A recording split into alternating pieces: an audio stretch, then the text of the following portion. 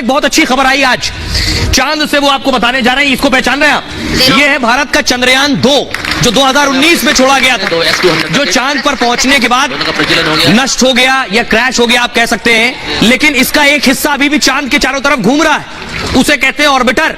आज उसकी और ये नए वाले चंद्रयान की मुलाकात हो गई। अगली तस्वीर दिखाई, ये आप देख रहे हैं, ये दूसरा चंद्रयान, तीसरा चंद्रयान, दूसरा पहले दिखाई, ये तीसरा चंद्रयान जो भेजा गया ये भी ऊपर पहुंच गया है। इसका प्रोपल्जन भी वही है, लैंडर भी वही है, और उसका ऑर्बिटर। अगली तस्वीर दिखाइए, ये आप देख रहे हैं, ये जो मैं आपको दिखा रहा हूं ये है चंद्रयान 2 का ऑर्बिटर जो लेकर गया था, अभी चांद के चारों तरफ घूम रहा है तब से अब तक। और ये है चंद्रयान 3 का लैंडर, ये दोनों ही चांद पर है। दिलचस्प ये है कि दोनों ही मिल गए आज, और दोनों ने आज बात भी की है। आपको बड़ा आश्चर्य लग रहा होगा कि ये कैसे बात कर सकते हैं, तो आपको बताता हूं कि आखिर दोनों में बातचीत हुई क्या, दोनों क्या बातचीत कर रहे हैं। देख रहे हैं आप, दोनों आज मिले हैं चांद पर।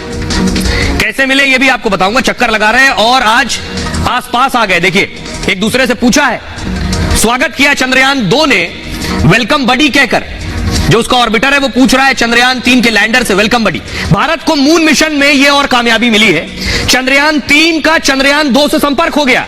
चंद्रयान 2 ने चंद्रयान 3 के लैंडर का स्वागत किया है चांद पर। ठीक इस तरह जो आप देख रहे हैं, कहा चांद में स्वागत है दोस्त चंद्रयान 3। 2019 में भारत ने चंद्रयान 2 मिशन लॉन्च किया था, उसका लैंडर क्रैश हो गया, लेकिन ऑर्बिटर सक्रिय है अभी भी। चंद्रयान 2 का ऑर्बिटर चांद की कक्षा में घूम रहा है। इसी ऑर्बिटर का चंद्रयान 3 के लैंडर से संपर्क हुआ, उस लैंडर से जो अब चांद से सिर्फ 25 किलोमीटर दूर है। और मतलब अब वैज्ञानिकों का लैंडर से दो तरफा संपर्क होगा। कैसे? चंद्रयान 3 का जो लैंडर है, पहले जानकारी वो प्रोपल्जन को देता था, यानी इसके साथ जो प्रोपल्जन था जो अभी अलग हुआ है, जो चांद की कक्षा में आगे भी घूमता रहेगा, ये लैंडर जो है ये उतरेगा। प्रोपल्जन मॉड्यूल से जानकारी अंतरिक्ष वैज्ञानिकों तक पहुंचेगी, यानी इसका पूरा सीक्वेंस है। जो रोवर चलेगा चांद पर, वो रोवर भेजेगा लैंडर को खबर, लैंडर भेजेगा जो कक्षा में चक्कर लगा रहा है प्रोपल्जन को, और प्रोपल्जन भेजेगा इसरो को। लेकिन प्रोपल्जन के अलावा ये ऑर्बिटर भी मिल गया है। अब चंद्रयान 2 का ऑर्बिटर भी वैज्ञानिकों को जानकारी पहुंचा पाएगा। थोड़ा कॉम्प्लिकेटेड है समझना, यानी विक्रम लैंडर से संपर्क के अब दो माध्यम बन गए। भारतीय वैज्ञानिकों को ज्यादा सटीक जानकारी मिलेगी इससे मिशन के विश्लेषण की उसकी क्षमता और बढ़ जाएगी, और चंद्रयान 3 की कामयाबी की उम्मीद भी बढ़ गई है। अब आपको एक दिलचस्प तस्वीर दिखाने जा रहा हूं। चंद्रयान 3 का जो क्रेज है, जो लोगों में उत्साह है, पहली बार वो देख रहे हैं भारत का इतना बड़ा मिशन, रूस जिसमें फेल हो गया, भारत कामयाब होने जा रहा है। इसका उत्साह इस कदर है कि एक तस्वीर आपको दिखाने जा रहे हैं। जम्मू के एक मदरसे लिए चलते हैं, मदरसे में मौलाना बच्चों को चंद्रयान पढ़ा और बता रहे हैं। देखिए जरा। 23 तारीख को चंद्रयान 3 जो है वो चांद की सतह पर उतरने वाला है। इसको लेकर तैयारियां जोरों शोरों से चल रही हैं, जश्न का माहौल पूरे देश में है। उस बीच जम्मू कश्मीर में मदरसों पे भी बच्चों को खास सिखलाई दी जा रही है कि आखिरकार ये मिशन चंद्रयान 3 इतना महत्वपूर्ण क्यों है, और देश की इतिहास की बात की जाए तो क्यों ये बहुत ज्यादा महत्व रखता है।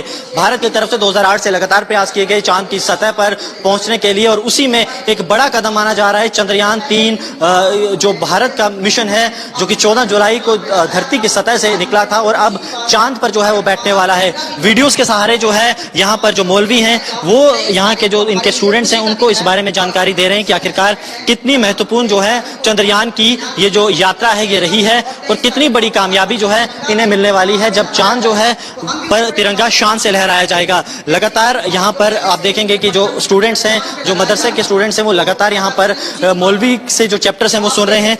जम्मू के मदरसे से आपने तस्वीरें देखी जो बता रहा है देश कैसे इंतजार कर रहा है। आज चांद से एक और चंद्रयान ने तस्वीर भेजी है, ये देख रहे हैं, ये इसरो ने तस्वीर जारी की जो चंद्रयान ने भेजी है। ये चांद की तस्वीर है, जो आपको नजर आ रहे हैं ये गड्ढे हैं चांद पर, देख रहे हैं आप, ये गड्ढे, ये यहां से छोटे दिख रहे हैं, वहां न जाने कितने बड़े होंगे आपको अंदाजा भी नहीं है। अगली तस्वीर दिखाई, ये देख रहे हैं, ये जो गड्ढे, पुलिस लीजिए जरा तस्वीर, ये जो गड्ढे आप देख रहे हैं, यही सबसे बड़ी चुनौती है कि इन पर आखिर उतरा कैसे जाए। आपको बताऊं, जानकार बताते हैं ये जो गड्ढे हैं चांद पर, ये इतने बड़े और गहरे हैं कि आपका एवरेस्ट माउंटेन जो है वो इन गड्ढों में समा सकता है।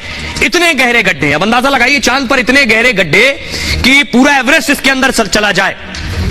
अब चंद्रयान के लिए इसीलिए चुनौती कही जा रही है। ये देख रहे हैं, दावा यह है कि चांद में बहुत सारे गहरे गड्ढे, इतने गहरे कि इसमें पूरा माउंट एवरेस्ट समा जाए। माउंट एवरेस्ट की ऊंचाई करीब 9 किलोमीटर है। सोचिए, 9 किलोमीटर गहरे गड्ढे हैं चांद पर। मतलब चांद में कई क्रेटर 9 किलोमीटर से ज्यादा गहरे, क्रेटर कहते हैं गड्ढों को, इसलिए चंद्रमा पर उतरना बहुत बड़ी चुनौती है। फिर दक्षिणी ध्रुव पर कोई भी देश आज तक नहीं उतर पाया, इसलिए यह भारत के लिए इतिहास बनाने का मौका है। और चंद्रयान में लगे हाईटेक कैमरे नई तस्वीर भेजी है।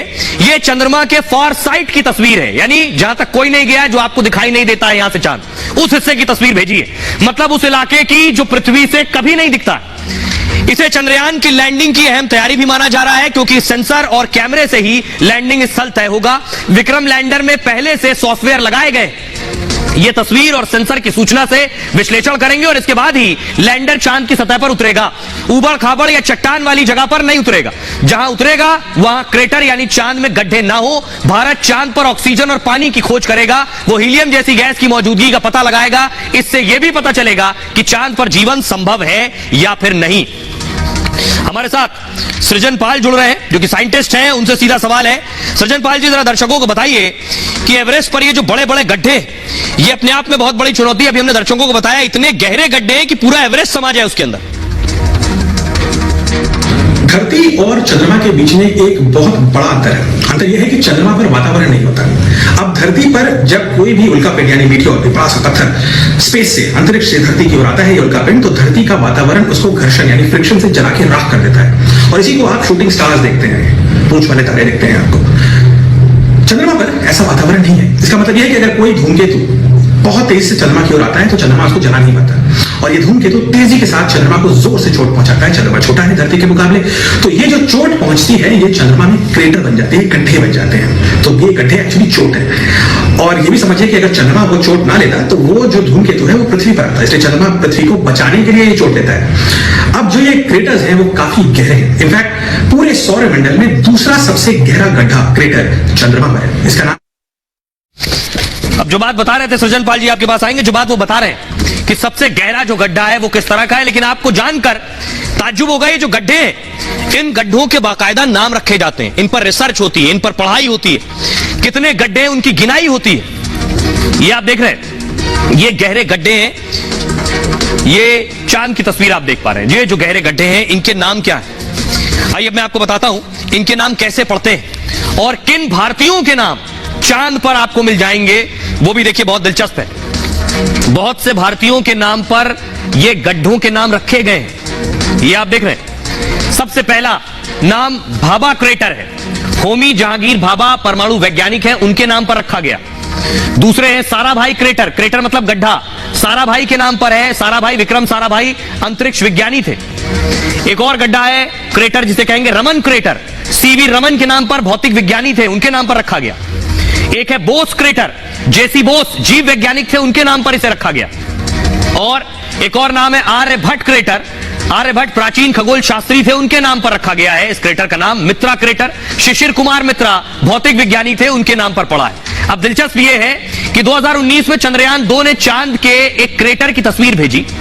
चंद्रयान 2 ने मित्रा क्रेटर की तस्वीर तब भेजी थी और भौतिक विज्ञानी शिशिर कुमार मित्रा के नाम पर क्रेटर का नाम पड़ा। क्रेटर का नामकरण 1970 में ही कर दिया गया था। वैज्ञानिक शिशिर मित्रा की 1963 में मौत हो गई। चांद पर क्रेटर का नाम रखने की एक बहुत खास प्रक्रिया है। प्रक्रिया यह है कि एक IAU है, यानी इंटरनेशनल एस्ट्रोनॉमिकल यूनियन, इसके पास यह जिम्मेदारी है। इसकी स्थापना 100 साल पहले हो गई थी। IAU क्या करता है, जब किसी ग्रह या उपग्रह की तस्वीर उसे मिलती है, कुछ नया अंतरिक्ष में मिलता है, तो IAU कुछ विशेष नामों की सिफारिश करता है कि यह नाम रखा जा सकता है। उसके बाद सुझाए गए नामों की समीक्षा की जाती है, वोटिंग के आधार पर नामों का चयन कर दिया जाता है। यह है इसका तरीका। और यह बात आपने पहली बार सुनी होगी, बड़ा दिलचस्प भी लग रहा है कि चांद पर जो क्रेटर हैं, गड्ढे हैं, उनके नाम भारत के जो बुद्धिजीवी रहे, वैज्ञानिक रहे, उनके नाम पर रखा गया। सृजन पाल जी, ये गड्ढों के नाम जो हैं बड़ा दिलचस्प है और लोगों को अच्छा और फक्र भी हो रहा है कि चांद पर हमारा नाम है। ये कैसे रखे जाते हैं नाम?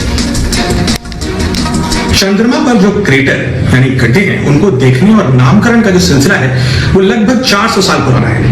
सन 1650 के आसपास एक इटालियन एस्ट्रोनॉमर थे, जियोवानी रिक्यूवली। उन्होंने चंद्रमा के जो क्रेटर्स हैं उनका नाम रखना शुरू किया। उन्होंने कई क्रेटर्स का नाम रखा और उस समय के जो फेमस साइंटिस्ट और एस्ट्रोनॉमर्स थे उनके नाम पे रखा, ज्यादातर वेस्टर्न लोग थे सब। उन्होंने सी ऑफ ट्रैंक्विलिटी का भी नाम रखा आज से लगभग 400 साल पहले, जहां पर सी ऑफ ट्रैंक्विलिटी में ही अपोलो 11 यानी नील आर्मस्ट्रांग और बज ऑल्ड्रिन ने वहीं पर लैंड किया था, तो वो नाम इतने साल पहले रखा गया था।